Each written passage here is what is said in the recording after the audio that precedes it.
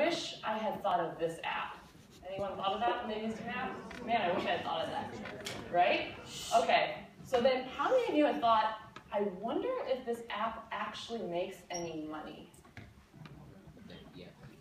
Good number of people, good number of people. Okay, so that's what we're going to talk about today. That's kind of the focus of today's talk, is thinking about, before I invest my money, because it's kind of scary when you're actually looking at starting your own business, putting in your own money that you worked hard for. Before I invest my own money, definitely before I invest someone else's money, and before I try to sell my business, I need to know my numbers and know if this business is really profitable and how well it's doing. So that's what we're going to talk about today.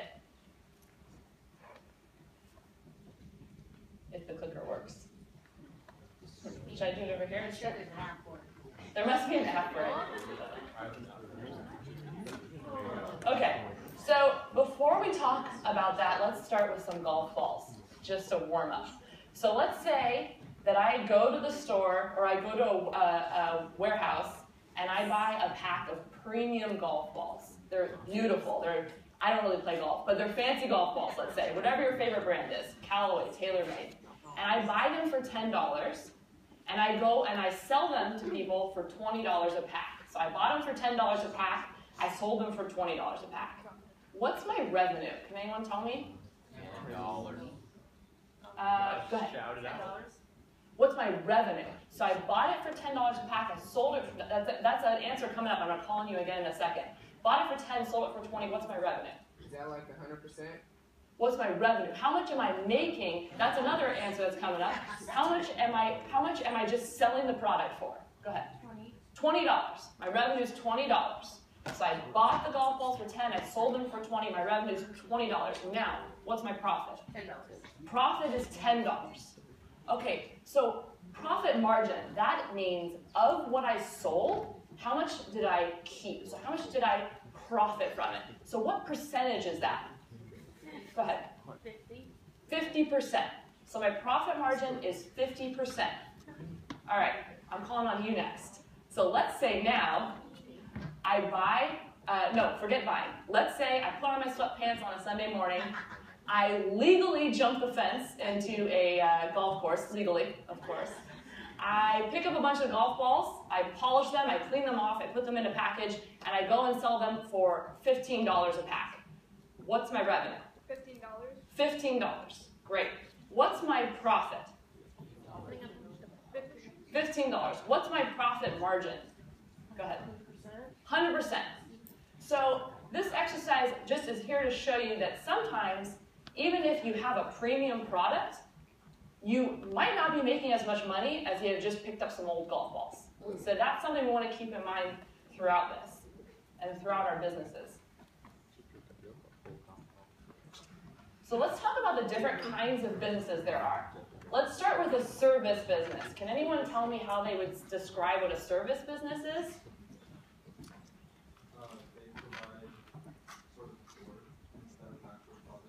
Great. They provide work instead of an actual physical product. Like Uber, they're taking you from spot to spot. Retail is where someone's buying goods at a lower price and selling them for a profit. Something like Costco, let's say. Apple computers, that's an example of manufacturing. Even though they might use third-party manufacturers, they're a manufacturer because they're designing a product, they're having it made, and then they're selling it. And then lastly, has anyone seen Shark Tank? Yes. Shark Tank is my favorite show. Shark Tank, that's an example of investors. So they're taking their money, they're investing in someone else's idea, and they're trying to get a return on that investment. Maybe in exchange for advice, maybe in exchange for the connections they have, but that's what they're doing. So something to keep in mind is, in your experience, which of these do you want to play with in your career? Where do you want to end up, and where do you want to have fun with? I know the answer for me, but it's good to think about for you. Okay, so now let's go into an example of a service business. So has anyone heard of CrossFit? Yeah? Okay, CrossFit. So I'm a big CrossFitter, and the first thing I tell you about CrossFit is it's a cult. You should join. So you might see that theme throughout today. So this is my friend Mallory, and this is a picture from the Gladiator Rock and Run we did at the Rose Bowl this past October, which is a mud run, which is really fun. If you're ever looking to do something else on your weekend when you're not studying finance.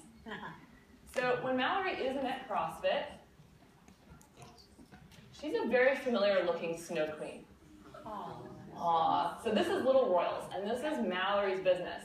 And what she does is Mallory's a great singer, she's a great performer, and she loves kids. So what she did is she started a business where if kids are having a birthday party, maybe you have some little brothers or sisters that might be interested in this, shameless plug, the parents hire her to come out as one of these princesses. They sing to the kids, she reads story time, she takes pictures with them, they ask her questions like, why can't you freeze stuff in real life? You know, she tries to answer them, and that's her business. So this sounds fun, just as a pastime, but the question is, how does this mermaid pay the bills? So what is the revenue stream here?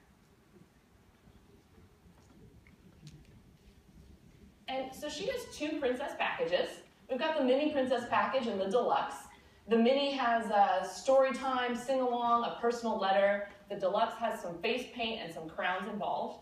And the mini costs $250 for 1.5 hours and $315 for 2 hours. You're going to be here for a little over 2 hours today. How many of you would like to be making $315 while you're sitting here? Me. Yeah, that'd be nice. So that's a pretty good price point. But let's see. It's all about the expense, right? Think about the golf ball example. So what are her expenses? She has costumes. She's got to clean her costumes. Gas is actually one of the biggest expenses, driving to all these parties.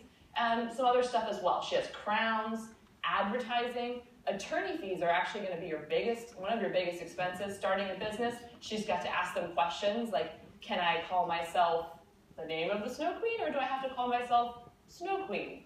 You know, questions like that about licensing and rights to the product, things like that. So let's take a little bit closer look at the expenses. So in green here, we have what are called cost of goods sold. And that just means, is the cost going to increase if I increase my sales?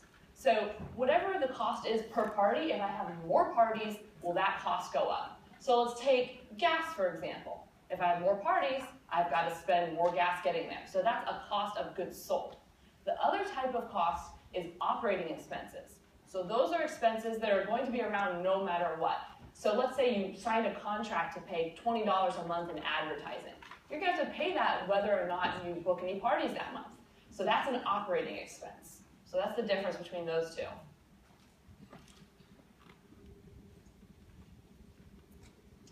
And so let's take a look at what revenue and expense might look like for Mallory. So let's say that this is true. There were 5 Saturdays and 4 Sundays in January of this month, or January of 2015. So that was 9 party days total. And note, by the way, that we're only choosing weekends. So when you're doing your revenue analysis, think about the seasonality of your business. So for her, most people aren't going to have parties on a weekday. So weekends are what's available for the most part. And let's say she had 3 parties per day, 2 mini and 1 deluxe, okay? And let's say that it's about 30 miles round trip per party. So just doing the math here, we've got 18 mini parties and 9 deluxe parties. So at $250 and $315 per hour, respectively, that's giving her about $7,300 in revenue. So that's how much she made for 1 month. That sounds really good. I would be really happy to make that. But now let's look at the expenses. And you can see these are the costs of goods sold expenses. And just like we were discussing, those costs depend on the number of parties. So you'll see the number here is multiplied by the total number of parties she had.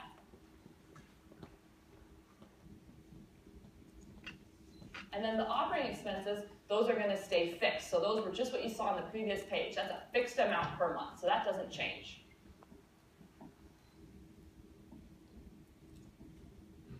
So now we're going to get to our first kind of financial snapshot, and that's called an income statement.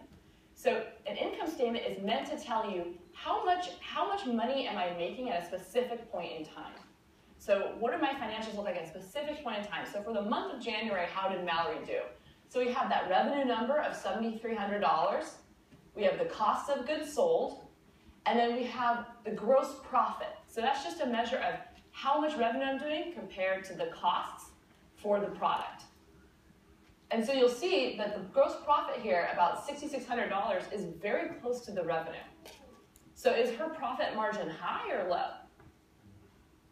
Is it a high profit margin or is it a low profit margin? Is she a very profitable business?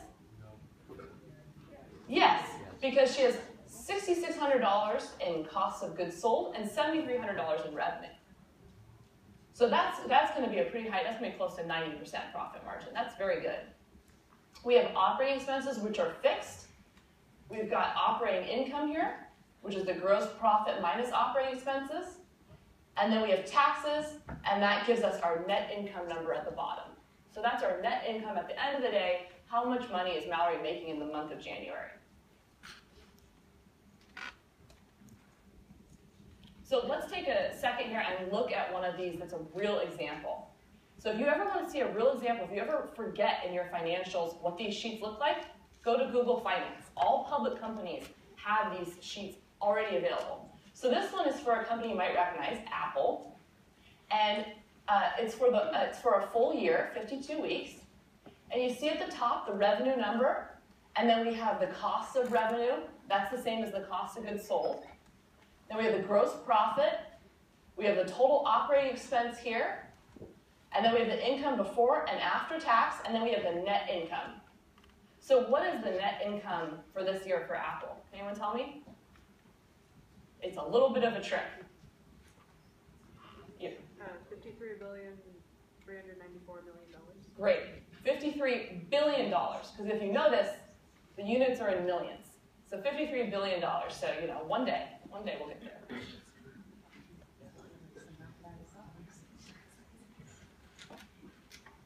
Okay, so let's talk a little bit more about profit margin. So how profitable is this princess, right? If we look at the profit and revenue, we compare those side by side, we take the profit divided by the revenue. And why are we doing that? Because we want to know, of the revenue, how much is profit?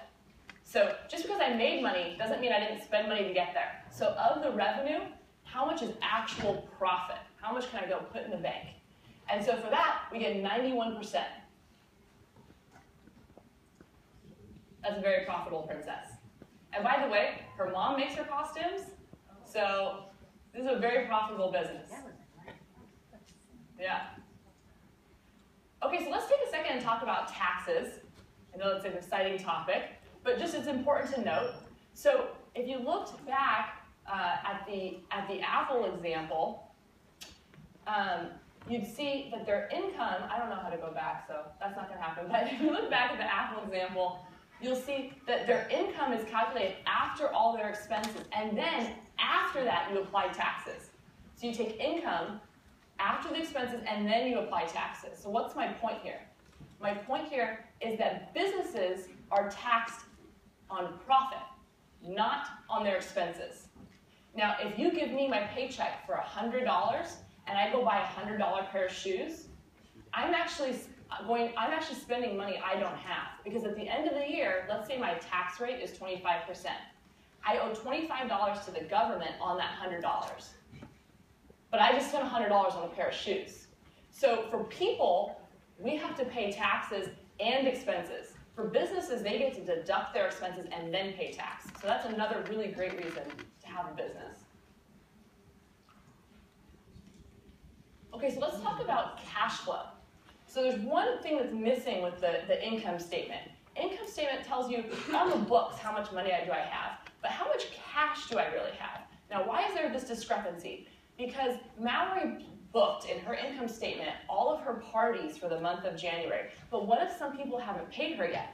What if she invoiced them, but they haven't sent the check? They're not going to send it until February. So in that case, she doesn't actually have that cash. Conversely, maybe she went and bought a costume or bought something on a credit card in January, but she hasn't paid the credit card statement. So if she needs it, she actually still has that cash to buy something else.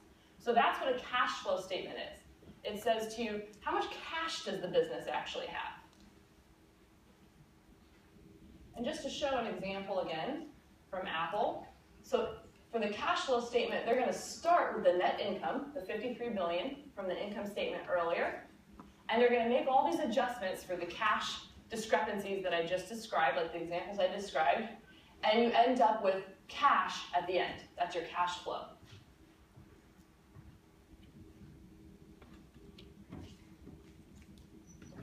Okay, so that was princesses. That was a service business. Now let's talk about a manufacturing business. So let's make and sell some stuff. All right. So meet my friends Jeff and Christina. I don't really know what they're doing in all these pictures.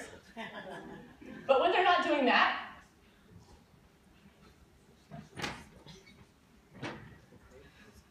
they are the makers of Waddies, and their company is called JerkFit. So again, this is from CrossFit. So Waddies are to cover your hands when you're doing pull-ups and other types of weightlifting moves to protect your hands from getting calluses, like I have. So they invented these. There's others on the market, and this is actually a really good lesson. There's tons of this kind of stuff on the market. It actually isn't even for CrossFit. Originally, gymnasts had it. But they make the best ones. They're the #1 selling product on Amazon. And so that's one thing to note, is that even if there's 100 of something, of a type of product, there can be 101. There can be one more as long as you do a good job of making it. So they were founded in 2014. They make Waddies, which are for your hands. They also make what's called nubs to protect your thumbs. And they started just the two of them, husband and wife team. They put in $40,000 of their own money. It was all of the savings that they had. And they exchanged a percentage of ownership in their company for their photographer, who takes great photos, as you can see in videos as well. They manufacture in the United States. And in 2015, they were so explosive in growth that they were able to rent a house for themselves to move in from an apartment. They turned the garage into their own warehouse, their own manufacturing plant, and they hired their first employee.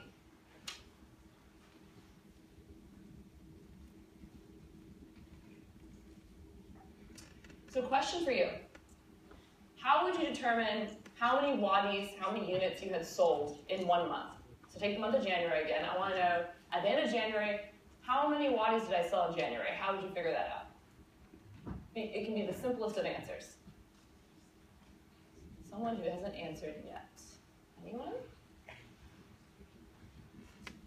How about you in the black shirt? Me. Sure. Okay. Well, online, since you said that they have like the most income online, Yeah. or like that they sell the most, wouldn't you also get just like a tally of like how much you sold, so like you get statistics? That's a great point. Just count how many you sold.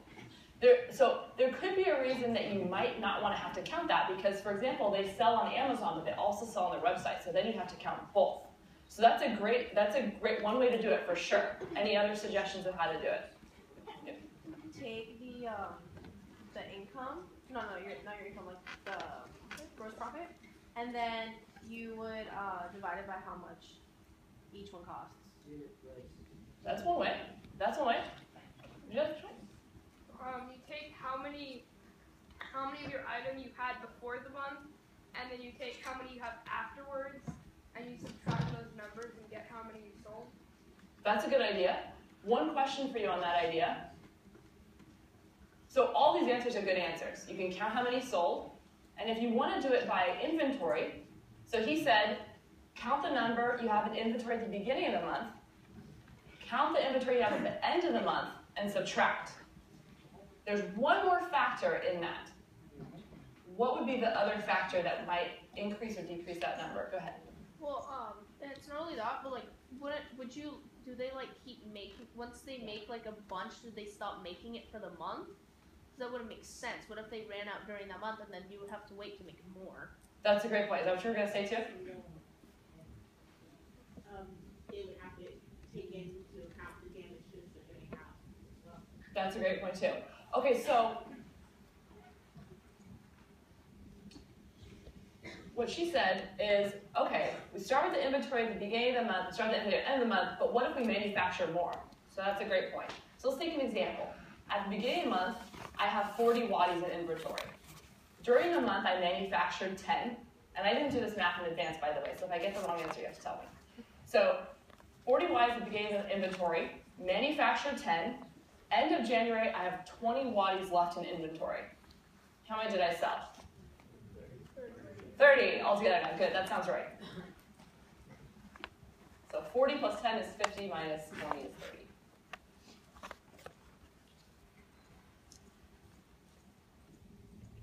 Oops. Oh, I can't go back. Left arrow. Up there? Left arrow. There's no left arrow. On the keyboard. Oh, thank you. Thank you. Thank you. I appreciate that. So units, it's a team effort. We all do it together. So units sold in a month, number of inventory at the start of the month, plus what you manufactured, minus the number of units left over at the end of the month. No? Wait. But I'm on a roll with this keyboard now. I'm king of the world. All right. So the cost to manufacture goods, that's going to be your materials, and that's going to be your direct labor. So that's the labor going into making the product, and then your overhead expenses. So that's pretty straightforward. So that would be their material for the waddies, the salaries, things like that. So now let's talk about cost of goods sold. So remember, cost of goods sold was what goes into the cost of making the product, and it increases with the sales of the product. So let's say it costs $5 to make one pair of waddies. And let's say we have, again, the same as before. 40 waddies at the beginning, make 10, at the end we have 20. So what is my cost of goods sold? I will be really impressed if someone can do this in their head. I don't think I can. Oh wait, no, never mind. All right, let's do it together. So we have $200 in inventory at the start, right? That's 40 waddies times $5, plus $50 to manufacture, minus $100 inventory. I don't think I told you how much it was to manufacture. Did I? Oh, yes, I did. $10 equals $150 for cost of goods sold. Does everyone follow that? Yeah. Okay, great. So again, it's the cost at the beginning, plus the cost to manufacture, minus the cost of inventory at the end. Okay, so now let's talk about the third type of financial statement. So this is a balance sheet. And the question here is, how much is this business worth? So when you go to investors to get money, which Waddies did, which I'm sure you'll do at some point in your path developing your business, they want to know, how much is this business worth? You might have made $100,000 last year. Good for you, but did you spend it all? What's the business worth? So that's where a balance sheet comes into play. And the simplest way to explain it is on the left side here, how much cash do you have on hand or things that you can turn into cash? So if you have a bunch of waddies, you can sell those. That can be cash. If you have cash in the bank, that's obviously cash. And then we're going to break that up into two things on the right-hand side. That should be equal to, of that cash, how much do you owe to other people? Maybe you have a loan out. Maybe you owe some suppliers. And how much do you owe to yourself? So when you have a business, if you take all the money out of the business, you won't have any way to invest in the business. So you keep money in the business, and that money is cash you owe to yourself. And here, yourself could be other investors as well. So the words for this are assets equal liabilities plus equity. And assets means what you have, what's an asset for you. Liabilities, what you owe, what you're liable for. And then equity is what you owe yourself, what you're worth.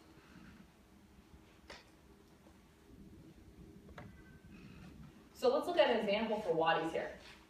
So let's say that they have $100,000 in the bank. Let's say that they have $30,000 in inventory, so they could go sell that if they had to. And let's say they have $5,000 in advertising that they've paid for. Can they sell advertising? Is that an asset? Yeah, they can sell advertising. They bought a spot. They can sell that spot to someone else, right? So that's an asset. Liabilities, Well, their garage is their warehouse, so they can take that portion of the rent they're paying for their house. That's a liability. They have salaries, so the wages, that's a liability. They owe that money to people, right? I mean, even if the business isn't doing well, they have to still pay people to work there. And they owe money for supply costs. So since I know, kind of cheating, that the left side of an equation has to equal the right side, we know that the equity must be 100K.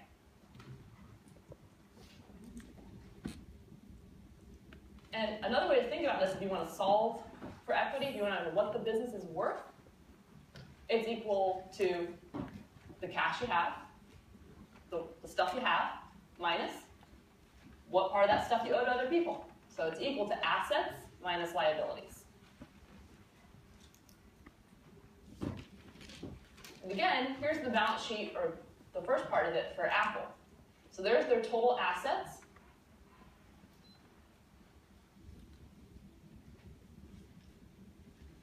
Up here is their total liabilities, almost $13 billion. And then down here is their total equity. What's their total equity? Can someone tell me, read it off there? What's the total equity for Apple? 119 billion. 119 billion. Exactly. With a B. Okay, so now let's talk about breaking even. So this is important because we want to know when our sales equal what we've spent, and then once we go past that. So we basically want to know, when is this business becoming profitable? Because when you start a business, you're going to be spending money, and it's going to be a nervous time, because you're going to be spending money and not making money. So you want to know when that switches, when you suddenly broke even, when now everything after this is going to be profit. So let's say it costs $5 to make one pair of waddies again, and they're sold for $30 each. And let's say their fixed costs are $3,000 per month. So we want to know how many they have to sell in order to equal their costs, right? Because once they've sold that number, and then they keep going, now they'll be profitable.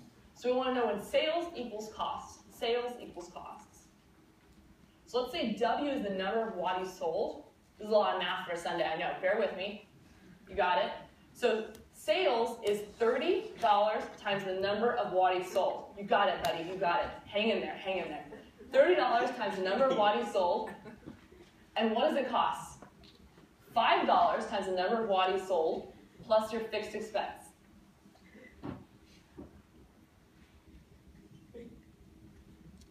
So we want sales to be costs.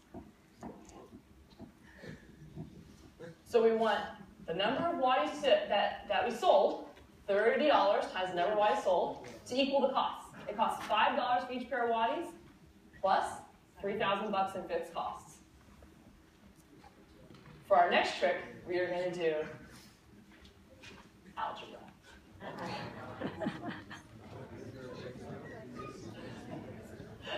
Okay, so we want to know how many waddies that is.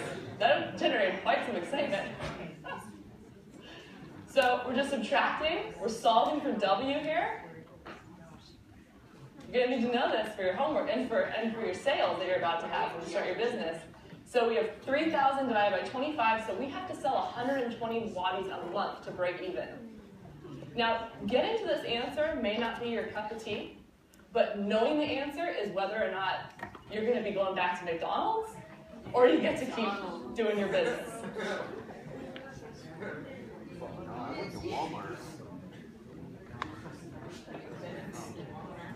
Okay, so time for a question. So if I have an income statement for January, February, and March, so I have my income statement, I know what I'm making January, February, and March. These are real statements I have. What are some ways I can predict what my income, what my revenue, profit, whatever, will be in April? What are some ways that if I had to guess, what would I do to do that? Take the averages of the other ones.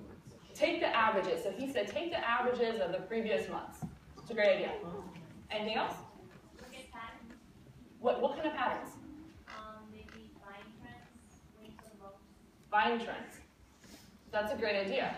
And you know, by the way, just quick story. I was talking to Jeff and Christina yesterday, and they do this thing called ad retargeting. So if you go to waddies.com and you look at their website, next time you go to other websites, you'll see ads for Waddies on the side. That's called retargeting. And their patterns, their buying trends show that they sold a ton through doing that. So that's a great idea. How else can you predict how much you're going to sell in April? Anyone else? Go ahead. Have someone do it for you. Have someone do it for you. That's a great idea. No, that works. In fact, that's a really important principle, right? If you start a business and you're not good at the numbers, you better be able to read the numbers. But if you're not good at the numbers, hire someone else. Don't waste your time on things that aren't good for you, but make sure that when you hire that person, your expenses aren't too high, or else you won't break even. Whether or not what? It's seasonal. Whether or not it's seasonal. So that is a great point. What if I have a CrossFit competition coming up in May? What's that going to do to the sales in April? They're going to go up. Very good. Any other ideas? Go ahead. This is a small thing, but you have to think about the amount of days per month that some might have one or two less than the others. So you might have a slightly smaller profit. Right, so you might want to look at it on a daily basis. You can look at it by month. Why do you have to average by month? You could look at day patterns. Go ahead. Especially when a business just first starts out, look at the differences in revenue between different months. Great. So when a business starts out, let's say they started in January, you might not want to take the average, right? Because January is not representative of what their sales are going to be. So maybe you want to do like a linear increase each time. You know, say, okay, if it increased this much each month, I think it's going to increase this much more in April. So those are all great suggestions. Oh, that's the keyword. Good learner. Okay, so back to Shark Tank. Let's say that we're now on Shark Tank, and let's say that Waddies went on Shark Tank. And if you are a Shark Tank fanatic like I am, you will know that actually a product very similar to Waddies was on Shark Tank. And they are the #2 bestseller on Amazon. So let's say Waddies goes on Shark Tank. Does everyone know Mr. Wonderful? You see Shark Tank? All right, well, Mr. Wonderful he's a big billionaire. He knows it. And he gives some of the worst deals ever on Shark Tank. So let's say that Mr. Wonderful offers $2 in exchange for 97% of the company. That's great. All right, so we're going to pass on that one. We don't even, like, if you see the people on Shark Tank, they just look past Mr. Wonderful and they're like, whatever, next. So next, we're not listening to that. We know that's bad. All right, let's say Mark's my favorite. Let's say he offers them $20K for a 10% stake ownership in their business. So $20K for 10%. What is their business worth according to Mark? $20K for 10%. See if anyone else knows. One sec. Over there. $200,000. Yes, everyone, correct. $200,000. $20K for 10% stake. So Mark's saying their business is worth $200,000. Now let's say Mark wants to know his return on investment. So if Waddies make $100K each year, what will be Mark's ROI after the first year? There. Right there. You. Oh, wait, where'd that come from? I still can't see you. Oh, hi. Okay, great. So that's exactly right. So if he gets, in year one, he's going to get 10% of 100K. So that's 10K. He invested 20,000. So he got 10K back, and his return, what he got back over what he invested, is $10,000 over $20,000, which is 50%. That's great. If any of you guys have anything in the stock market, that's a really good return.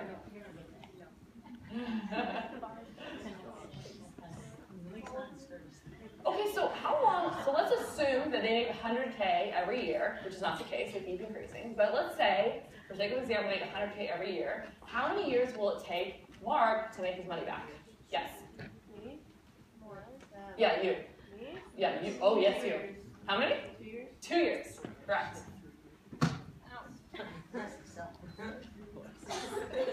Okay.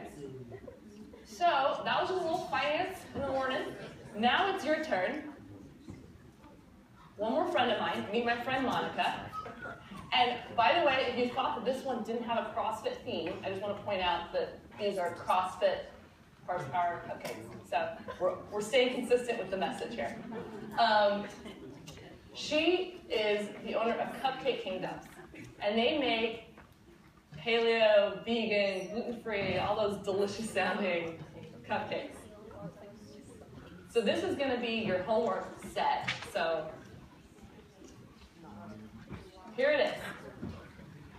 Monica owns a business selling delicious cupcakes to hungry, cupcake-loving people. Her cupcakes are $4 a cupcake. Price of cupcake. She makes them with coconut flour, salt, eggs, sprinkles, and honey. Yes, they are gluten-free. And here are the costs per cupcake, costs for all the ingredients.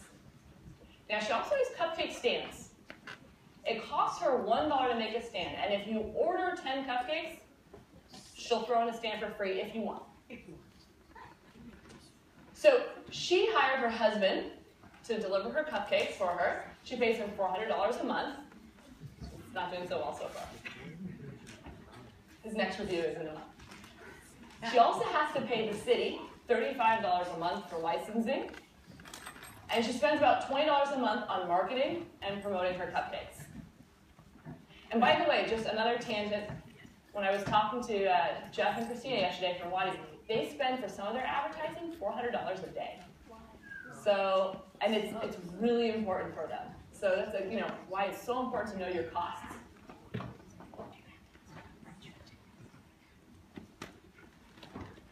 So here's the exercise for y'all, and I think you have handouts, so I'm not going to go into this in too much detail. But if she sells 150 cupcakes in September, 200 cupcakes in October, 5 of which include stands, the exercise is to create an income statement for her for those 2 months, so one for September, one for October.